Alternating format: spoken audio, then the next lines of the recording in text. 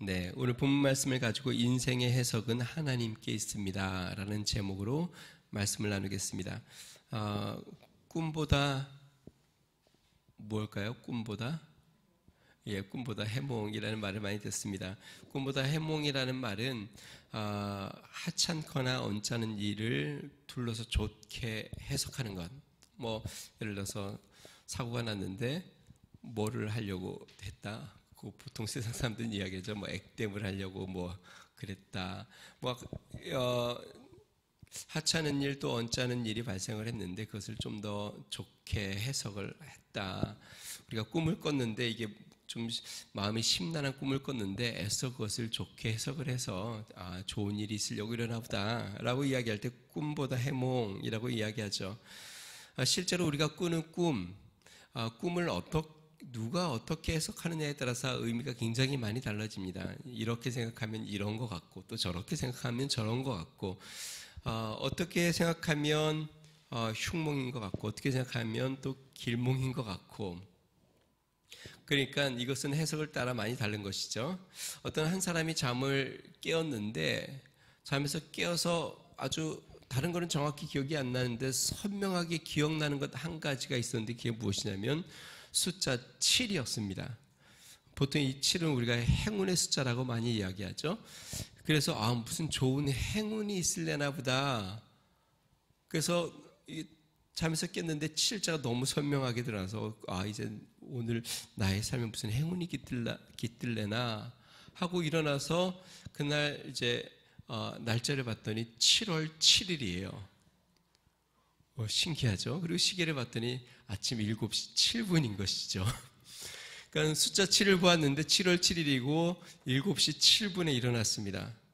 분명히 신이 자신에게 행운의 계시를 주는가 보다 해서 마음이 흥분되기 시작했습니다. 그래서 자기 통장에 계좌에 있는 돈을 다 인출을 해서 옷을 차려입고 집을 나왔습니다. 그리고 무작정 집을 나와 신이 계시로 인도하는 대로 가야 되겠다 하고 처음 오는 버스를 타야지 했더니 777번이 딱 도착을 합니다. 이 사람 생각에 7로 계속 인도하니까 그래, 그 면대가 어딘지는 잘 모르지만 7번째 정거장에서 내려야 되겠다. 그리고 정거장을 씁니다. 1번, 2번, 3번, 그리고 7번째 정거장에 딱 내렸더니 마침 경마장 입구에 딱 도착했습니다. 모든 것이 다 이렇게 맞아떨어져 가고 그리고 이제 아주 큰 행운이 기다릴 것 같은 그 흥분감에 베팅을 했습니다. 몇 번 말이에요?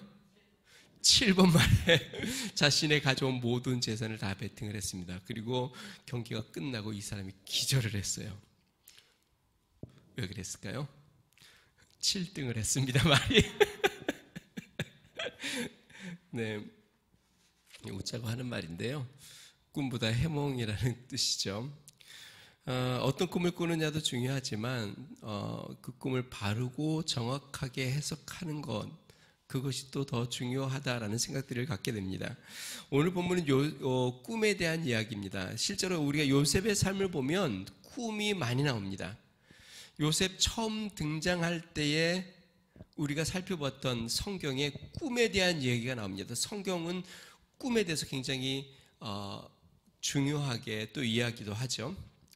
요셉이 꾼 꿈 2가지를 소개를 합니다. 첫 번째, 곡식단을 매는데 형들이 맨 곡식단이 자신에게 절을 하더이다 라는 꿈이었고, 두 번째는 해와 달과 11별이 저에게 절을 합니다. 이 일로 물론 결과적으로 어떻게 되냐면 형들이 시기를 사고 결국 요셉은 죽임을 당할 위기까지 놓이고 종으로 팔리고 이제는 감옥까지 왔죠. 자, 오늘 본문에서 이제 그 감옥에서 요셉이 수종드는 2사람의 꿈을 해석해 주는 장면이 나옵니다. 이 사람들의 해석으로 말미암아 한 사람은 죽임을 당하고 한 사람은 복직을 당합니다. 그리고 이 복직당한 사람이 바로의 신하인데 결국 바로가 또 난해한 꿈을 꾸고 계시 있는 난해한 꿈을 꾸게 되고 요셉을 추천하여 요셉이 그 꿈을 해석함으로 애굽의 총리가 되는 과정으로 나아가는 내용이죠. 자, 오늘 본문에 요셉이 수종드는 두 사람은 바로 옆에서 수종드는 술 맡은 관원장과 떡 굽는 관원장입니다. 우리 1절에서 3절까지 말씀 다시 한번 읽어보겠습니다. 같이 읽습니다. 시작. 그 후에 애굽 왕의 술 맡은 자와 떡 굽는 자가 그들의 주인 애굽 왕에게 범죄한지라 바로가 그 두 관원장 곧 술 맡은 관원장과 떡 굽는 관원장에게 노하여 그들을 친위대장의 집 안에 있는 옥에 가두니 곧 요셉이 갇힌 곳이라.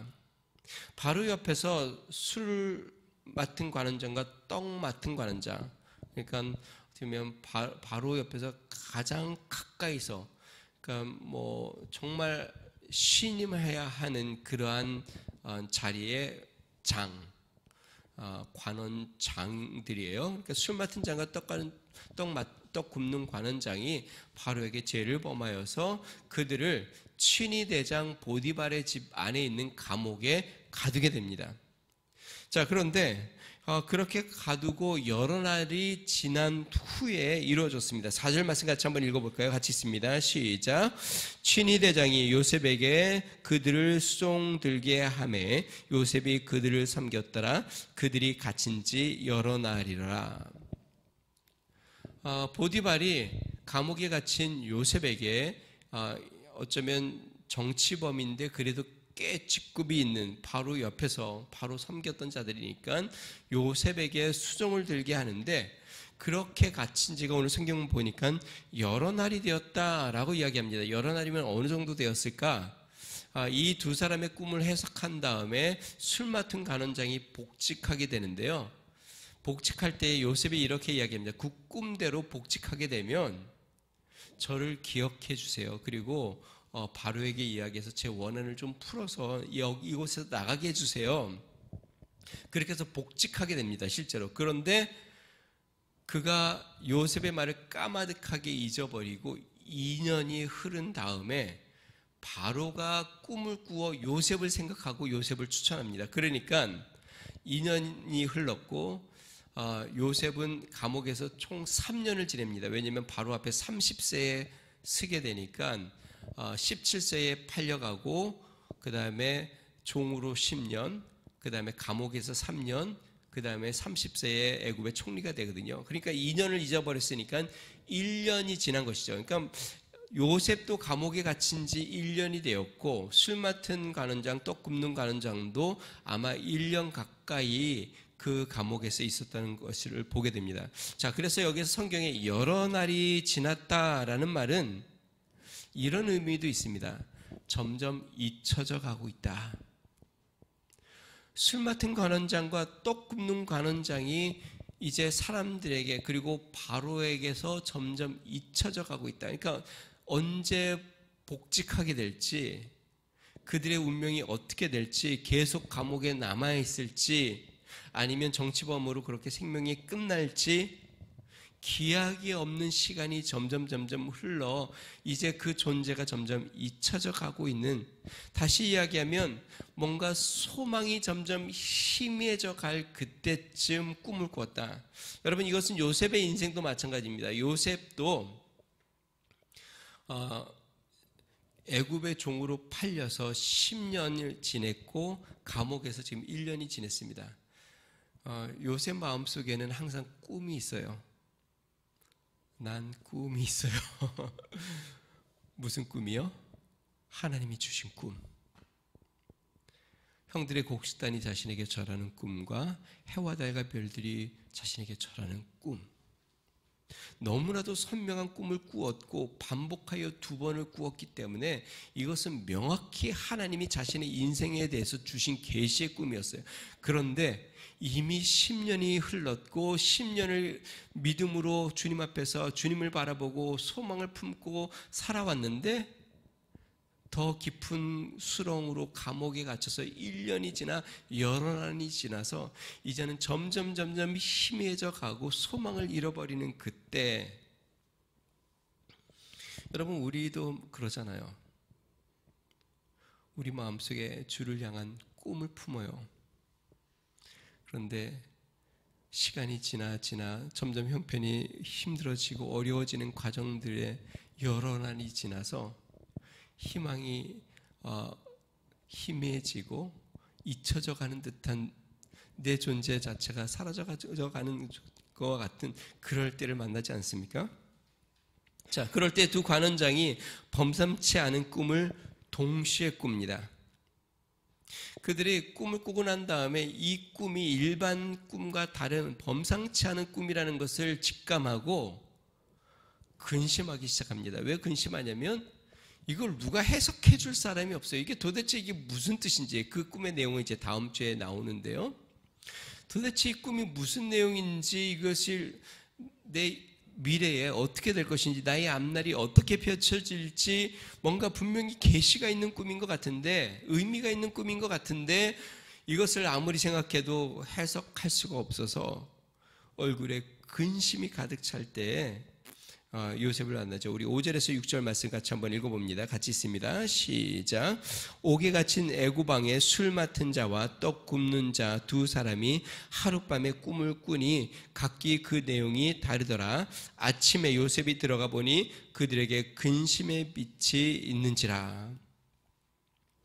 늘 평일처럼 요셉이 들어가서 그들을 수종을 드는데 그날은 유독 그들의 얼굴에 근심이 가득 차서 뭔가 큰 염려가 있는 것처럼 보인 것이죠. 그래서 요셉이 물었습니다.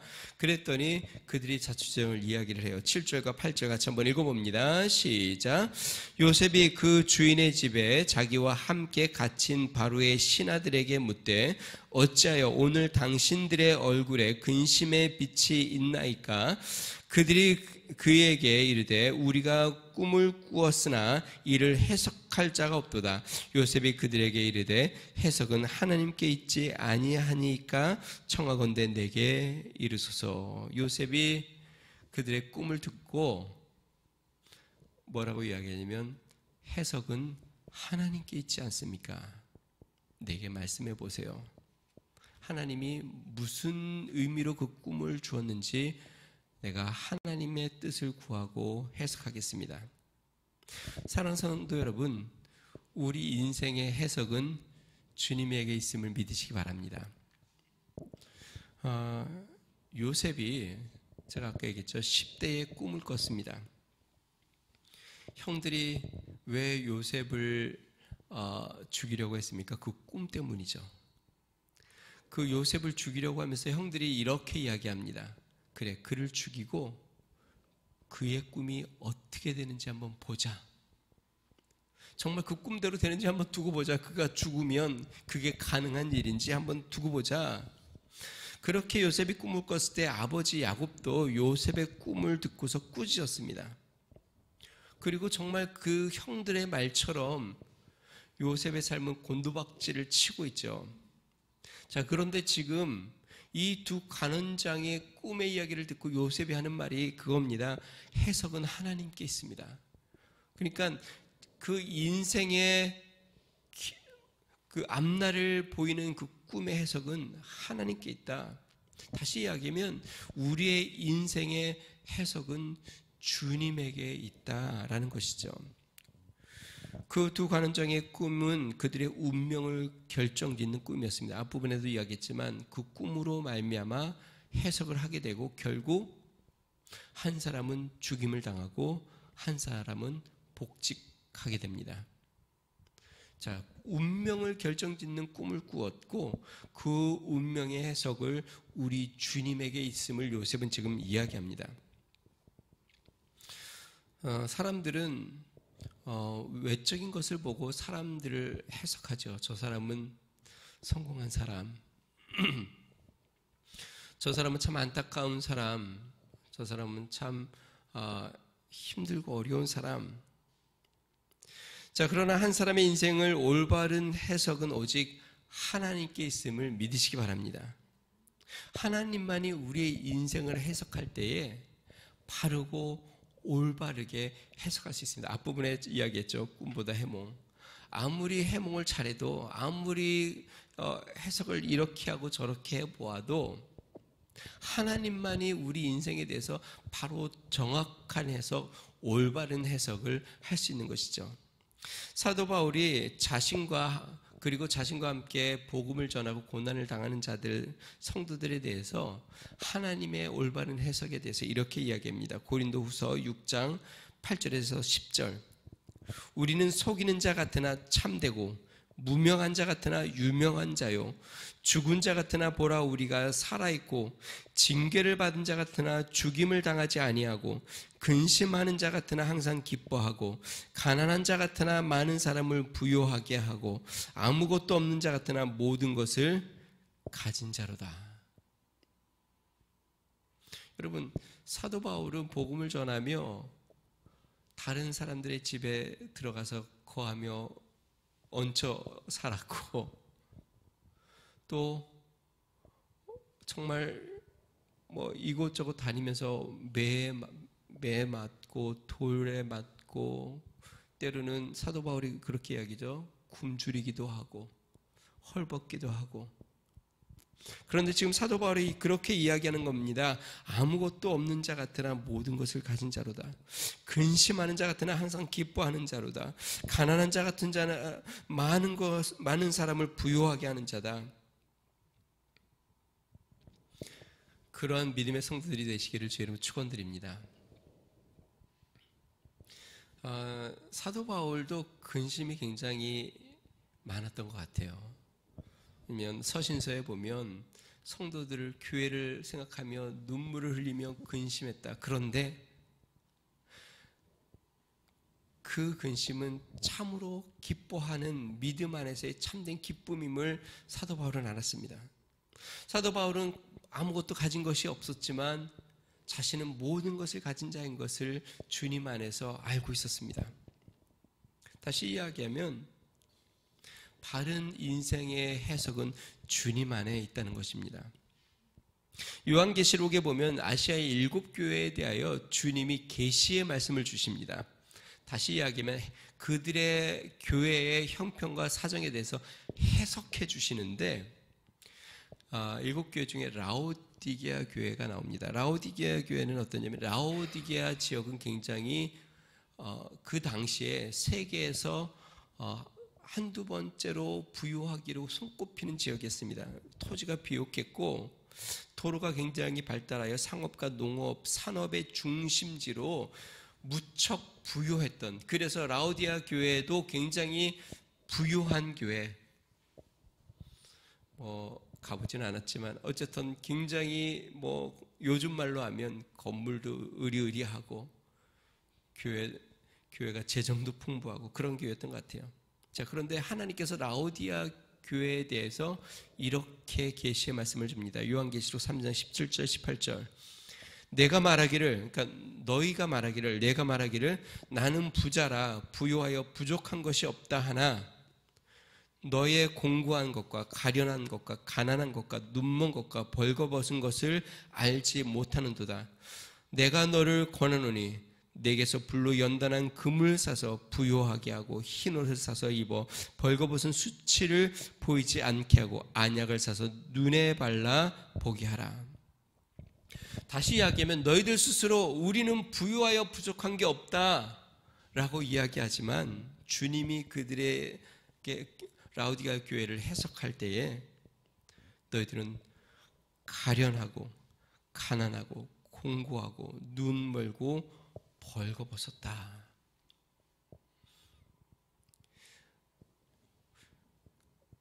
주님은 우리의 중심을 보시죠. 외모는 화려하고 외모는 부요하고 외모는 잘 나가는 것 같아도 주님은 우리의 중심이 영적으로 피폐해 있고 그 중심이 허물어져 있고 그 중심이 세상 탕욕으로 가득 차 있고 죄악으로 다 가득 차 있다고 한다면 주님 보시기에 가난한 자요, 눈먼 자요, 벌거벗은 자요, 공고한 자요, 가련한 자가 되는 것이죠. 여러분, 인생의 해석은 주님 손에 있습니다. 지난주에 우리가 성경 공부할 때 그런 얘기를 했죠. 우리가 천국에 가면 놀랄 일이 많다고 이야기했는데 그럴 겁니다. 이 세상에서 정말 가난하고 이 세상에서 늘 역경과 고난 가운데 있던 자가 주님 나라가 아마 귀한 자리에 큰 상급을 받는 일들을 보게 될 수도 있습니다. 주님이 평가하는 주님의 우리 인생에 대한 해석, 그것은 사람에게 있는 것이 아니고 또 우리 자신에게 있는 게 아니고 주님에게 있는 것이죠. 자, 그러면 우리 인생의 해석이 주님에게 있다는 것은 무엇을 의미할까요? 두 가지를 살펴보겠습니다. 첫 번째는요, 우리 인생이 주님의 손 안에 있다는 것입니다. 사랑하는 성도 여러분, 우리 인생이 주님의 손 안에 있음을 믿으시기 바랍니다. 우리가 일하는 것, 우리가 사업하는 것, 우리가 사람들과의 관계를 갖는 것, 우리가 꿈꾸는 것, 우리의 모든 것, 쉽게 이야기하면 이런 거죠. 여러분들이 지난 한 주 열심히 사업을 하러 여기도 가고 저기도 가고 또 이 사람도 만나고 저 사람도 만나고 이런 꿈도 꾸고 저런 꿈도 꾸고, 만약에 그랬어도 올해 이번 주에 만약에 지난주에 여기 경기도를 벗어나지 않았으면 경기도 안에 계속 있었던 것이에요. 아무리 열심히 다니고 돌아다녀도 그 안에 있었던 것이죠. 우리 인생이 아무리 모든 일을 해도 우리는 지금 주님 손 안에 있습니다. 우리의 사업도 주님 손 안에 있고, 우리의 가정도 주님 손 안에 있고, 우리의 미래도 주님 손 안에 있고, 우리의 자녀도 주님 손 안에 있고, 우리의 건강도 주님 손 안에 있고, 우리의 모든 호흡도 다 주님 손 안에 있음을 믿으시기를 주님 축원드립니다. 두 관원장은 점점 사람들에게 잊혀져 갔습니다. 이전까지만 해도 그들의 인생은 바로의 손에 달렸다고 생각했어요. 바로가 인정해주면 그들은 어깨가 좀 올라가고, 왕 바로에게 진노를 사면 감옥에도 갇히고, 그런데 꿈을 꾸고 그 꿈의 해석을 들어보니까 꿈을 꾸게 하신 분도 주님이시고 그 꿈의 해석도 주님이 주시고 그 꿈의 결과도 주님이 만들어내신 것을 보면서 깨닫는 것은 무엇이냐면, 그들의 인생이 바로에게 있는 것이 아니라 주님 손 안에 그들의 인생이 놓여져 있다. 죽이시는 분도 주님이시고, 복직하게 하시는 분도 주님이시고, 세우시는 분도 주님이시고, 낮추시는 분도 주님이시고, 모든 것이 그들의 인생이 주님 손 안에 있다. 그렇기 때문에 주님이 그들의 인생을 바르게 해석할 수 있는 것이죠.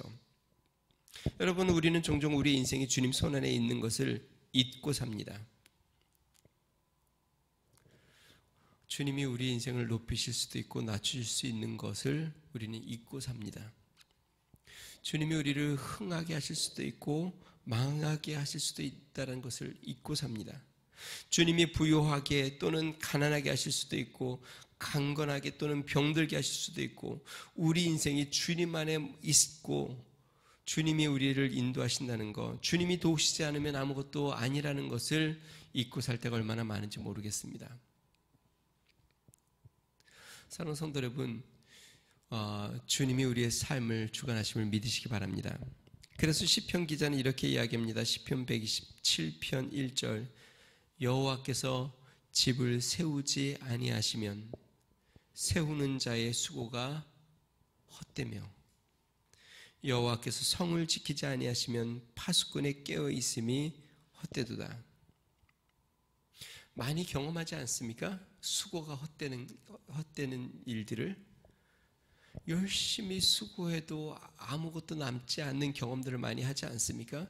성경에 뭐라고 이야기합니까? 여호와께서 세우지 아니하시면 세우는 자의 수고가 헛되다. 아무리 내가 열심히 세워도, 요즘 미국에 허리케인이 불어서 막 도시들이 쑥대밭이 된다 그래요. 아무리 열심히 세워도 하나님이 한번 불러서 무너뜨리면 그 수고가 다 헛되다. 우리의 사업도 마찬가지고, 우리가 이루어놓은 모든 것들이 하나님이 세우지 않으면 수고가 헛되다. 또 하나요, 주님이 성을 지키지 않으면 파수꾼에 깨어있음이 헛되다. 지키지 않으면 도적이 쳐들어와 빼앗아가고 이렇게 빠져나가고 저렇게 빠져나가고 아무리 밤새 깨어서 지킨다 한들 주님이 지키지 않으면 그런 일들이 일어난다. 사랑하는 성도 여러분, 우리의 인생은 주님 안에 있습니다. 주님 안에서 주님이 우리 인생을 붙잡아 주고 주님이 지켜주고 주님이 함께 할 때에 우리의 수고에 열매를 얻게 되고 우리가 힘쓴 일에 주님이 축복해 주시고 주님이 그 가운데 30배, 60배, 100배를 얻게 해 주시는 겁니다. 지난 한 주에 우리 삶을 한번 돌이켜볼 때에 정말 나는 주님 안에서 살아왔는가? 주님을 인정하고 주님, 내 삶이 지금 내가 하는 이 모든 일이 주님 안에서 이루어지고 있고 주님이 인도하고 계심을 내가 믿으며 살았는가? 사랑하는 성도 여러분, 우리 인생의 해석은 주님 안에 있습니다. 다시 이야기하면 우리 인생은 주님 손 안에 있습니다. 그 주님을 붙잡고 믿음으로 나아가시기를 주님으로 축원드립니다. 자, 두 번째 우리 인생의 해석이 주님 안에 있다는 것은 하나님께서 우리의 인생의 길을 인도하신다는 것입니다. 두 관원장의 꿈은 그들의 인생의 앞으로 맞이하게 될 일을 보여주는 계시적인 꿈입니다. 즉 하나님께서 앞으로 그들의 인생이 어떻게 될지 그들의 삶을 이끌어 가시는 것을 미리 보여주시고 그리고 요셉을 통하여 그걸 깨닫게 한 거죠. 그리고 이 사건은요, 또한 요셉은 다 알지 못했지만 요셉이 바로 앞에 서게 되고 하나님의 뜻을 이끌어가는 요셉의 삶을 인도해가는 꿈이기도 합니다. 흥미로운 사실이요. 여러분, 우리가 꿈이라고 이야기할 때에 실제로 자면서 육체적인 잠을 자면서 꾸는 꿈이 있고요. 또 다른 꿈이 있죠. dream 아니면 vision. 아까 이야기한 것처럼 I have dream. 저는 꿈이 있습니다. 에브라임 링컨이 한 이야기인데 내 마음속에 나의 삶과 또 내 인생에 대한 어떤 꿈, 비전.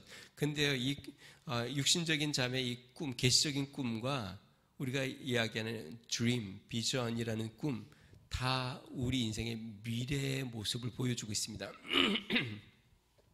지금 이 두 관원장의 꿈도 그들의 미래의 모습을 보여주고 있고 우리가 마음속에 품는 꿈, dream, 이것도 앞으로 내가 되고 싶고 내가 소망하는 앞으로 나의 삶 가운데 내 인생에서 이루고자 하는 비전을 갖는 것처럼 미래에 대한 소망을 갖는 것처럼 꿈이라는 것은 무엇과 연결이 되어 있냐면 소망과 연결되어 있습니다. 미래와 연결이 되어 있는 것이에요. 하나님께서 지금 이들에게 꿈을 주는 것은 그들의 미래를 보여주는 것이에요.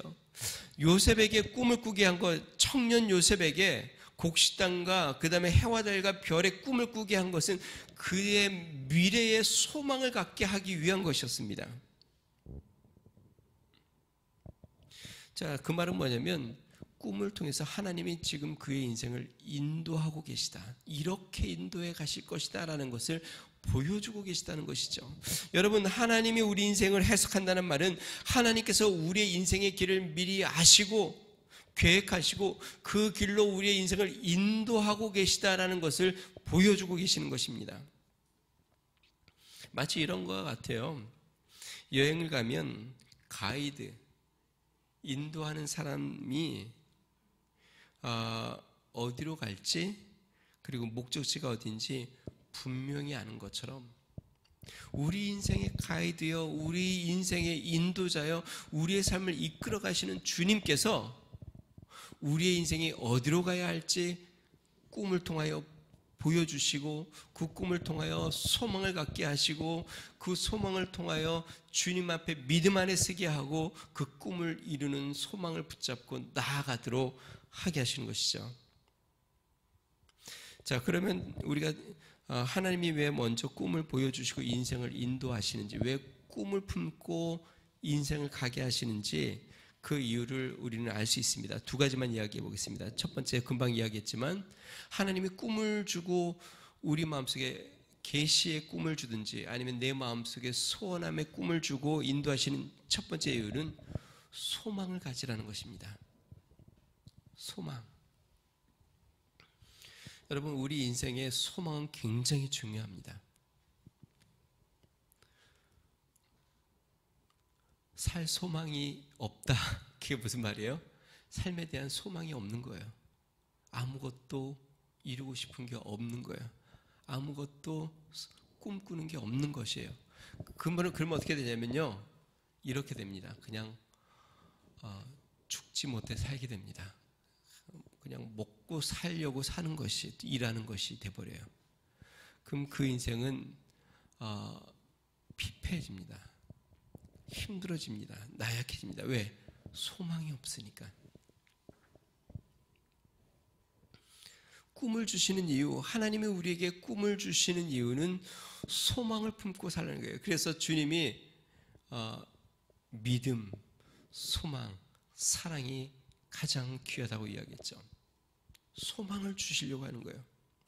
요셉에게 왜 젊었을 때 17세 꿈을 주셨을까요? 감옥에서 꿈을 주셔도 되잖아요. 근데 왜 17세 젊은 나이에 꿈을 주셨을까요? 꿈을 품고 있어야 형들에게 버림받는 아픔, 배신받는 아픔, 바로의 그 보디발의 종살이, 그 다음에 오해를 받아 감옥살이 하는 것, 이것을 견디고 나아갈 수 있기 때문에 꿈이 있어야, 소망을 가져야 그 시간을 지나갈 수 있기 때문에 하나님께서 먼저 꿈을 보여주신 것이에요. 물론 두 번째 이유는요, 다시요. 꿈이 없으면 소망이 없고, 소망이 없으면 뭐가 없을까요? 믿음이 없습니다. 왜냐하면 믿음은 바라는 것들의 실상이니까, 바라는 것은 소망하는 거잖아요. 꿈이 없으면 소망이 없고요, 소망이 없으면 믿음이 없습니다. 그러면 믿음 없는 삶을 사는 것이에요. 자, 주님께서 먼저 꿈을 주고 삶을 인도하는 이유는요, 인내하며 견디라는 것입니다. 앞부분에 제가 얘기했지만 요셉에게 꿈을 먼저 주고 그 오랜 시간, 총 이제 13년을 견디게 되는데요, 꿈을 바라보며 인내하고 견뎌왔을 겁니다. 여러분, 우리가 기억해야 될 것, 하나님이 우리에게 이루시고자 하는 축복의 삶의 모습, 그걸 꿈과 계시로 보여주셨다면 기억해야 될 것은 무엇이냐면 시간이 걸린다는 것을 기억해야 합니다. 시간이 걸리는데 그 시간에는 고난과 역경도 있고 또 단련과 훈련도 돼야 되는, 내가 생각한 것보다 좀 더 긴 시간이 걸릴 수도 있다는 것을 기억해야 합니다. 하나님께서 이를 알기 때문에 먼저 꿈을 꾸게 하고 소망을 갖게 하는 것이에요. 그것이 없으면 견디지 못하고 인내하지 못하기 때문에. 사랑하는 성도 여러분, 여러분들 안에 주님이 주시는 소망함이 넘쳐나시기를 주님 축원드립니다. 그래서 믿음을 품으시길 바랍니다. 그래서 때로 힘들고 어려운 시간을 만나도 그 소망 가운데 견디고 믿음 가운데 참고 끝까지 그 꿈과 비전을 이루어 하나님 앞에 영광을 돌리는 주의 은혜가 있으시길 바랍니다. 우리가 보통 그런 이야기하죠. 천국 소망을 가졌다. 천국 소망이 있기에 이 땅에서의 고난과 연단, 어려움들을 견디는 것처럼 오늘 본문 말씀을 통하여 요셉이 이야기합니다. 요셉은 지금 꿈을 품고 있지만 그의 삶은 깊은 수렁에 빠져 있습니다. 사람들이 요셉의 인생을 평가할 때 죄수라고 평가할지 모릅니다. 그러나 주님의 평가는 다르죠. 해석은 주님에게 있습니다. 어떠세요? 주님이 지금 여러분의 인생을 해석하면 어떻게 해석하실까요? 우리 주님 앞에 바른 해석, 축복의 해석을 받아 믿음의 소망을 품고 믿음으로 나아가는 성도들이 되시기를 주의 이름으로 축원드립니다. 우리 같이 한번 기도하겠습니다.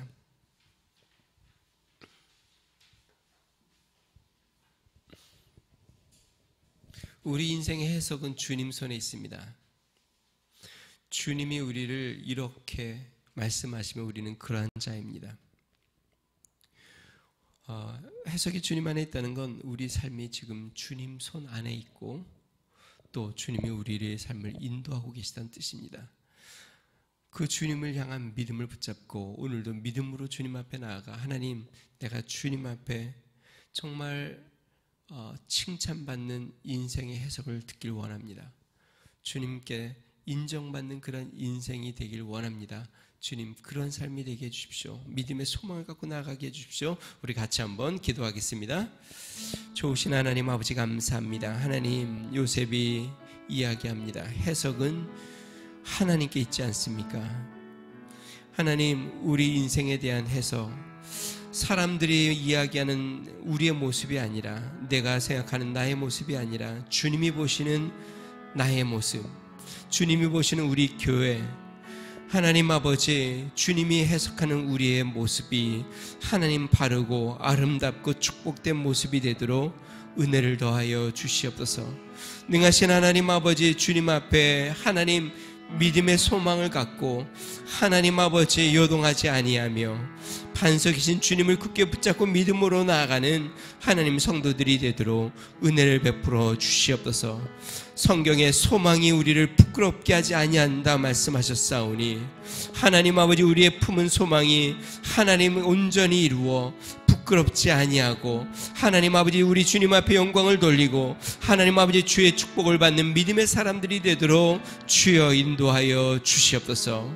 하나님, 가난한 자 같으나 부유한 자 되게 하여 주시고 하나님 아버지, 근심하는 자 같으나 기뻐하는 자 되게 하여 주시고 하나님 아버지, 주님 공고한 자 같으나 주님으로 말미암아 평안하며 축복을 누리는 우리의 성도들이 되게 하여 주시며 우리 하나님 은혜 가운데 믿음으로 나아가는 하나님 은총이 넘쳐나도록 주여 인도하여 주시옵소서. 주님 앞에 하나님 영광을 돌리는 믿음의 삶 되도록 이끌어 주시옵소서. 주님 감사합니다. 하나님 아버지 감사합니다. 해석은 하나님께 있지 않습니까? 하나님, 우리의 인생을 해석하시는 분, 바로 정확하게 진단하고 판단하며 해석하시는 분은 우리 주님임을 믿습니다.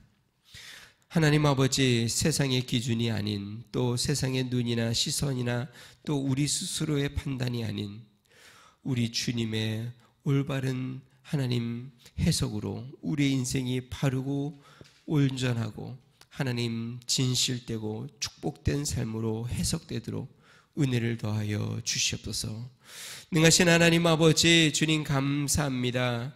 주님, 우리의 인생이 주님 손 안에 있음을 늘 기억하고 하나님, 주님을 의지하며 하루하루 살게 해주시고 주님이 우리의 길을 인도하고 계심을 알아 낙심하거나 좌절하거나 절망하지 아니하고 믿음의 소망을 붙잡고 항상 감사하고 기뻐하며 이번 한 주도 살아가도록 은총을 더하여 주시옵소서.